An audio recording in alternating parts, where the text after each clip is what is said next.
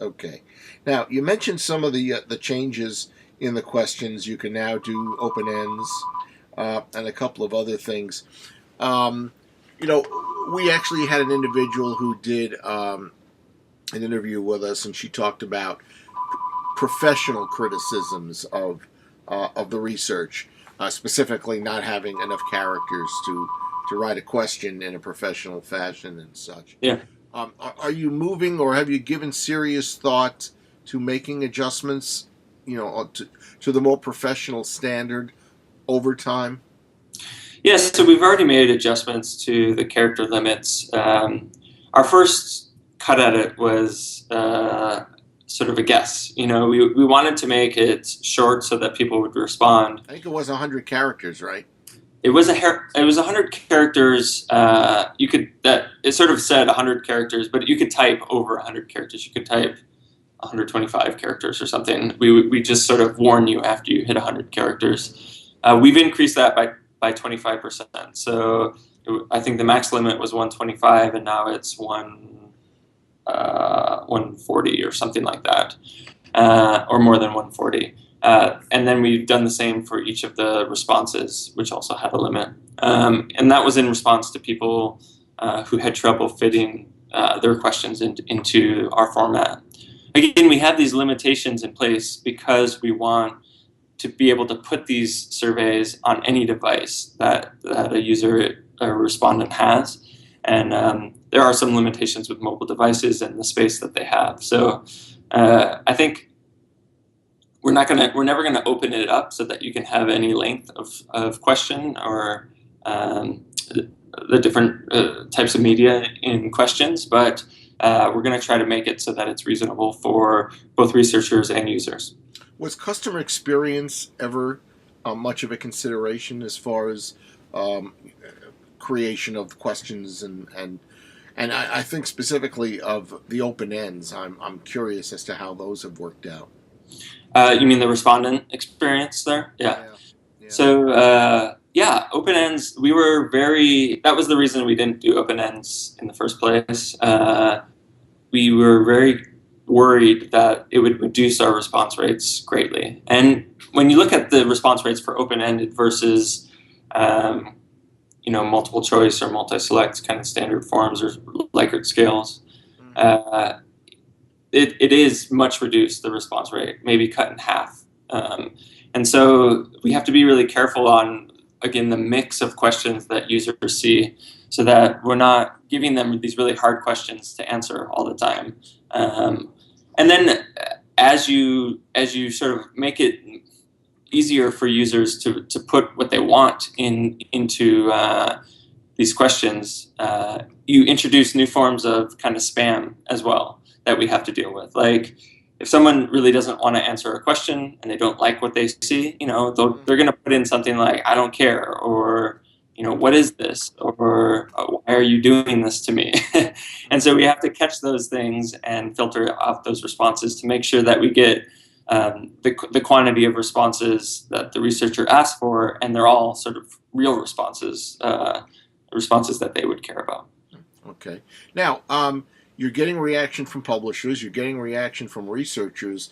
Can you and have you gathered reaction from people who are taking the surveys?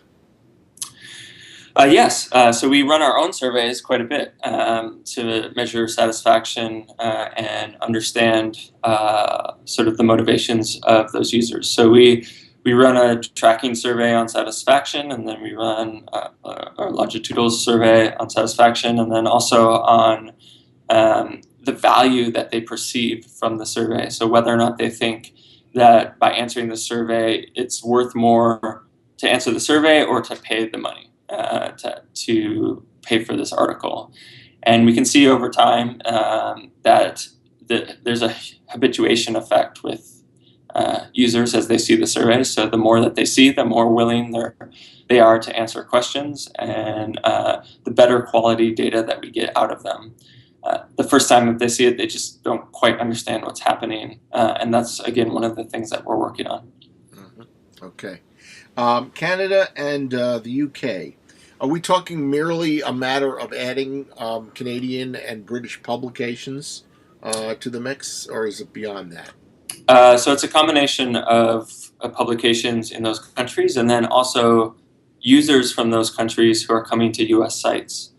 So right now, or up until we release Canada and the UK, we would filter out any user who wasn't in the US when they came to a US publication. But now we can take users from these other countries, and a lot of US publications, especially big ones like YouTube, have tons of people from all over the world using them. And so we can now take advantage of that and use some of those respondents as they come across. The reason we didn't do it earlier is that we wanted to make sure that the quality of the data in those countries was really good. So we run a validation study weekly that tries to measure incidence rates of various disabilities and health variables like smoking incidence or disability or asthma, and try to match that up with the known statistics, and then also media usage. So whether or not someone has a DVR or a cable in their home, or if they own a dog, we know all these stats, and so we run these validation surveys in all the countries that we're in to make sure that we're within acceptable ranges or the same range as the U.S., which again is all detailed in our white paper. Okay. Are you far enough into Canada and the UK to compare it with the US? And if so, are there any appreciable differences? In terms of the validation, or in terms of the response rate, the validation, the dollars per. There aren't. I mean, they seem to be very similar in terms of the validation, the amount of error, I guess, in the validation, and the response rates are all very similar. I think there are some differences in the smoking incidence in the UK. I think is the only, but that's known in the population as well. But there's no issue. There's no difference in the error rates that we see. Okay. All right. Good. All right. Let's talk about some of the new products. We've partnered with Harris, who is a leader in the market research space, to create a set of benchmark studies in various verticals. And the first vertical is retail banking. So what we do is we run customer satisfaction questions, a set of 5 questions for the top 5 or top 4 retail banks in the US. And then we create a benchmark out of that data. And then what we do is we allow any bank in the US to come in and give us their bank name.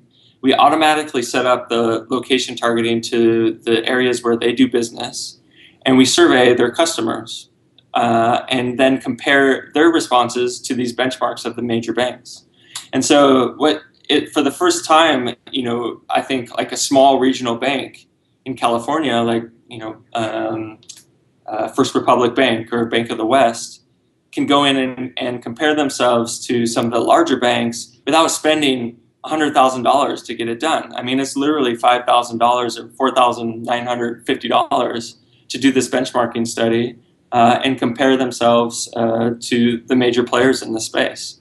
And for the big players, what we're doing is we're really focusing on the sort of excellence in leadership for the top banks. So Chase Bank came out on top in our first survey.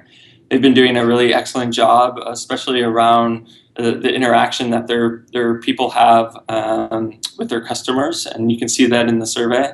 And we're really going to go out and promote Chase and what they've done in this industry, so that and allow them to use sort of this data free of cost to promote their brand and their product, which I think is really good for all 3 companies. We both increase awareness of our products. But also Chase gets to talk about all the great things that they've been doing with their customers. Okay. And Harris is providing the sample? Now, Harris provides the questions. So they do all of the programming of the surveys themselves. And then they includes the reach out to the particular bank that's being studied? That's right. They do a lot of the sales work. So going out and talking to the banks. They use it, then the Google's consumer surveys platform is used to actually run the surveys and analyze the data. And this is really a product that we built together, Harris and Google, over the course of a few months, working together to really build something that we thought was valuable for all businesses. And again, we're starting with retail banks, but it's going to go to other verticals fairly soon. And you intercept the participants who go to the Chase Manhattan Bank website? No, so these are people across our regular publisher network. We basically screen for the bank that they have the most recent banking experience. And then once they've chosen a bank, we ask them a customer satisfaction question about that bank, one of the 5.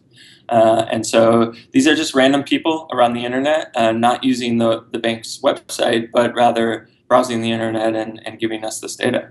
What's the incentive for their participation?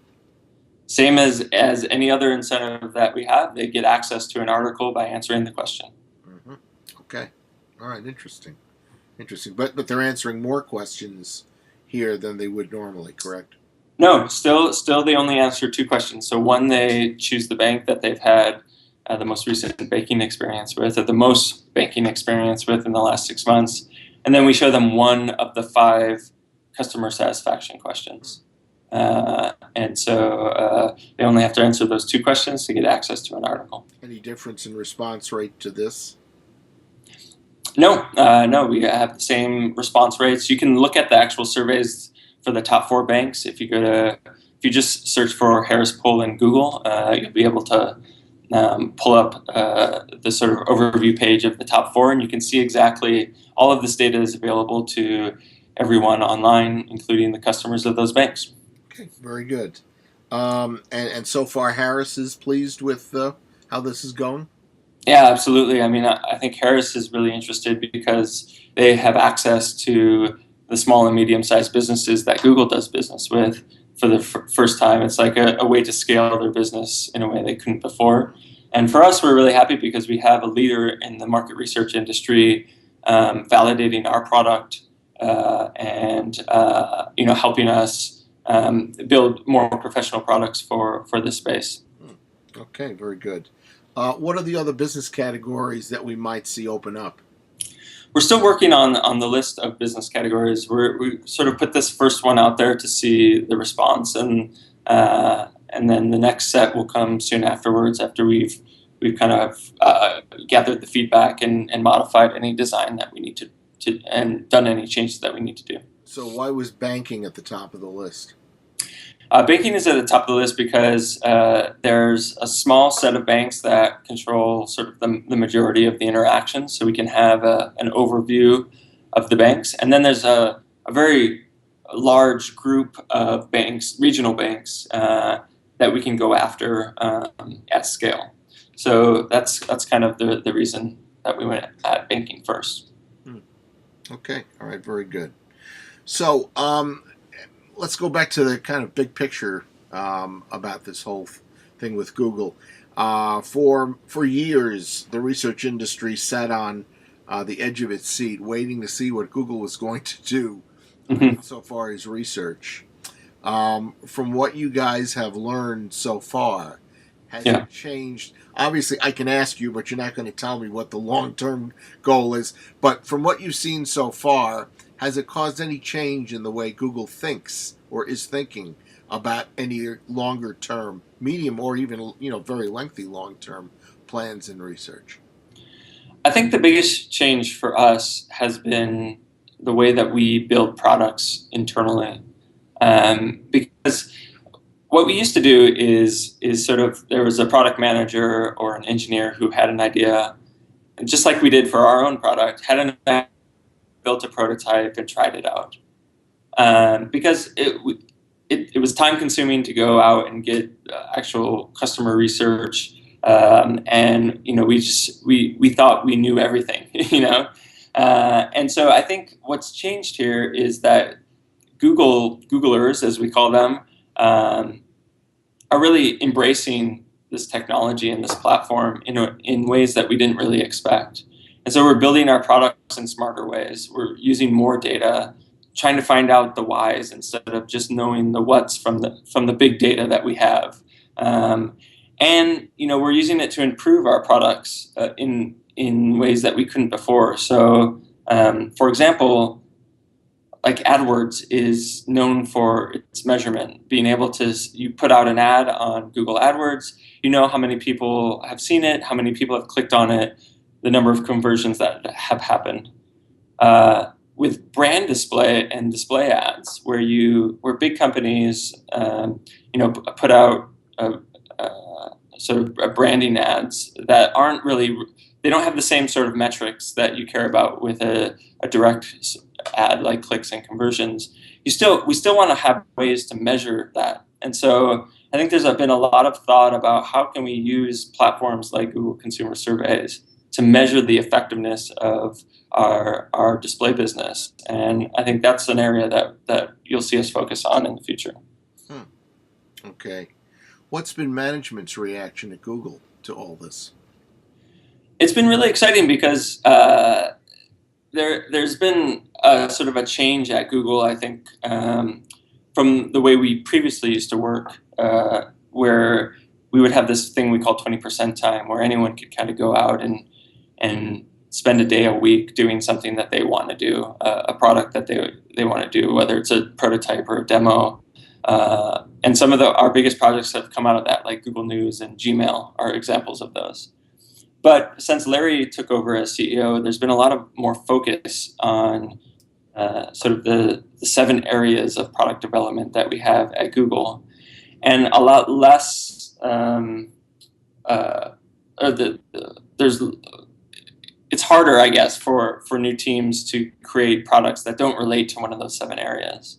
And so for us to basically create a new line of business and show that we can be successful in doing it this way has, I think, sort of reinvigorated management at Google. I think they've been impressed with what we've been able to do and shown that innovation can happen from anywhere in the company, even if we don't focus on these areas as Larry has really wanted us to.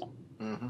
So I take that to mean that what you're doing has not been a high priority within Google, but just one of many interests that the company has had. I'm not sure how to answer that. I mean, I think everything at Google that is successful is a high priority. And now that we are in one of those 7 product areas, it's really important for us and the company to make sure that this is done right. And I think there's been a lot of focus on that. Okay. Is there any humorous story that you can share with us about this whole Google Consumer Surveys evolution so far?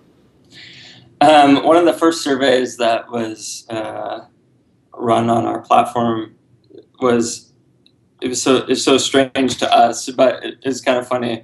There was a picture of Putin, the Prime Minister of Russia, I guess, or leader of Russia,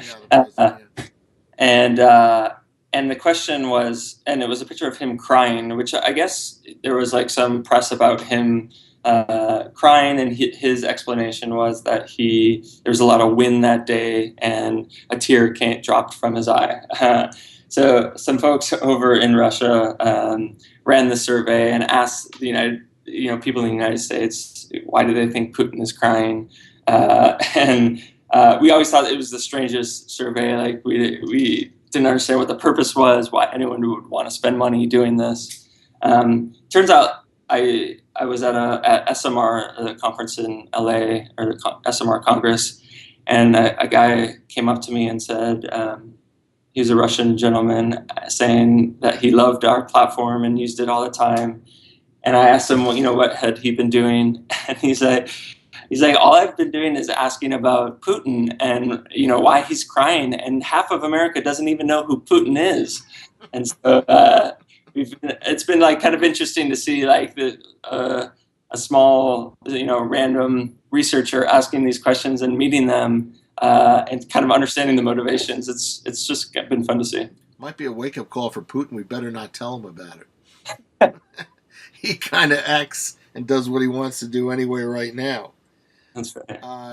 Okay, I'm kind of out of questions. Kind of summarizing everything. What's the picture here as you move forward? Yeah, so I think we've been really excited by our launch and the uptake that we've seen. Publishers are really responsive to what we've been doing. Researchers are learning new ways to do research and ask the questions that they want. Small and medium-sized businesses who really never had access to this stuff before now have a way to make data-driven decisions, and that's the exciting part for us. I think in the future you're going to see more of that from Google, using more of the data that we have to make our own products better and help others make the products that they build better. And we're just really looking forward to working with other partners to do some really interesting things. We began this session with my recounting that you had told me that it was a tremendous amount of testing that has been going on. Is that still the case, or has it kind of sedated a little bit? No, it's interestingly, it's still the case. I mean, we do see now a lot of the folks who have tested originally come back and run like real research. There's been a lot of testing to understand whether or not people are going to get valid results out of our platform. And once people realize that we get very high quality results, they come back and they run a lot of research through us.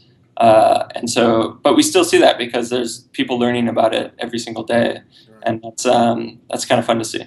Was it at SMR that opinion was put together that said that the Google 2-question survey was every bit as valid as the regular most accepted surveys?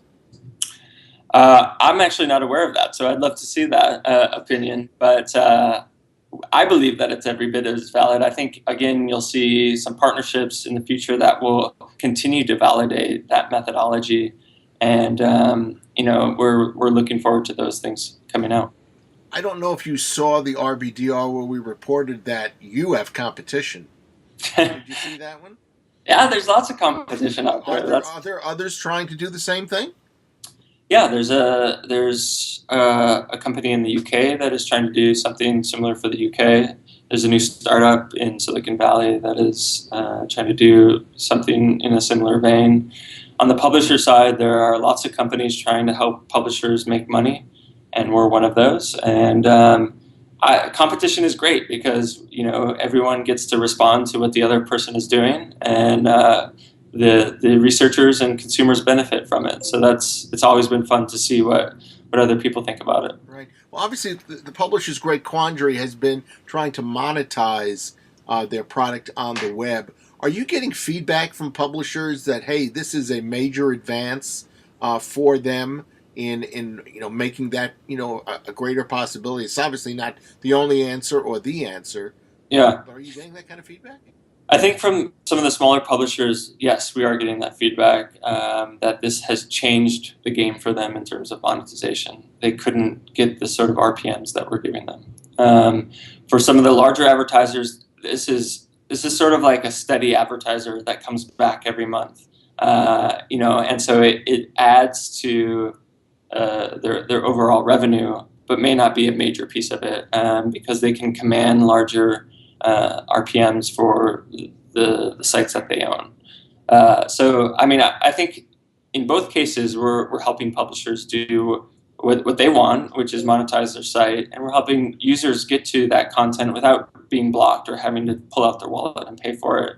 And to us, that's a win. That's what we wanted to do. Mm-hmm. Has your department been beefed up as a result of what you've accomplished so far? Yeah, so when we started, we sort of started as I think we discussed this last time, but we started as what we call an autonomous unit at Google. So this is a sort of a startup within Google that has the headcount and budget and the freedom to kind of do what we want as long as we meet certain goals. So so we've been able to continue in that fashion. We've gotten more headcount, more budget to spend.